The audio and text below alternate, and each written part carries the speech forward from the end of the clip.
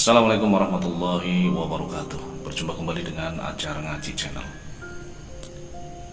Kisah karomah pengersah Abah Anom Syekh Ahmad Sohibul Wafat Tajul Arifin, adu kesaktian dengan salah seorang kiai sakti dari Pemalang. Alkisah, ada seorang ulama bernama Kiai Juret. Beliau berasal dari Pemalang yang dikenal sebagai ulama yang sakti mandraguna. Suatu hari sang kiai datang dan berencana ingin adu kesaktian atau menguji karomahnya pangresa Abah Anom. Sang kiai tiba di pondok pesantren Suryalaya dengan menggunakan bis beserta 70 orang santrinya. Semua santri bubar di sekitar pondok pesantren Suryalaya ketika kiai mendatangi pekarangan pangresa Abah Anom. Tanpa diduga, Abah Anom sudah berdiri di depan madrasah dan meminta kiai untuk masuk ke dalam madrasah.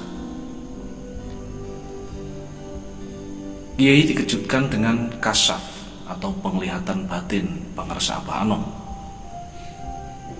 Abah Anom meminta kiai dan murid-muridnya untuk makan terlebih dahulu, yaitu makanan yang sudah dipersiapkan oleh pihak pesantren dan dihidangkan di dalam madrasah. Di madrasah, kiai memuji Abah Anom karena pesantrennya yang luas dan indah.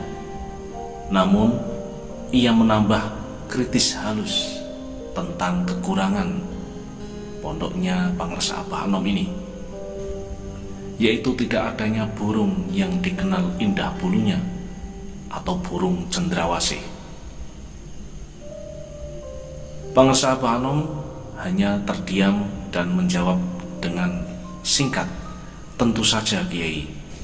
Seketika itu, di luar jangkauan nalar manusia, tiba-tiba seekor burung cendrawasih berbulu indah melayang-layang di atas madrasah. Kejadian ini membuat sang kiai terpukau dengan karomah yang dimiliki oleh pangresa Abah Anom. Sang kiai terdiam. Keajaiban lain saat makan yang disiapkan oleh pesantren untuk 70 orang santri. Para santri mengambil makanan dari keranjang kecil, tetapi tidak pernah habis diambil oleh para santri sebanyak 70 orang. Sang kiai masih penasaran dan tidak mau kalah begitu saja. Setelah makan, kiai meminta untuk mengambil kopiah yang sudah diisi sebelumnya. Kemudian santrinya disuruh untuk mengangkatnya, akan tetapi tidak ada yang kuat mengangkat kopiah tersebut. Tetapi dengan karomahnya, pangresa Abah Anom hanya dengan menepuk tanah, kopiah melayang di udara. Sang kiai kemudian mengambil batu yang telah disiapkan sebelumnya, dan batu tersebut dipukul dengan kekuatan tangannya sehingga pecah menjadi dua. Sedangkan separuh lainnya diberikan kepada pangresa Abah Anom. Sang kiai meminta pangresa Abah Anom memukulnya seperti apa yang dia lakukan. Abah Anom berkata kepada kiai, "Abah tidak bisa apa-apa." Lalu tangan Abah mengusap batu itu. Dengan satu sentuhan, batu yang keras tersebut mendadak lumer menjadi air. Kemudian karomah Abah Anom atau keanehan selanjutnya yaitu tiba-tiba Abah Anom di tangannya memiliki ketapel.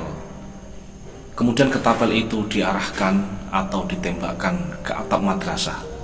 Di luar jangkauan akal, seekor burung putih muncul dari langit dan jatuh di depan sang kiai sakti tersebut. Sang kiai menangis kepangkuan Abah Anom dan meminta untuk dijadikan murid.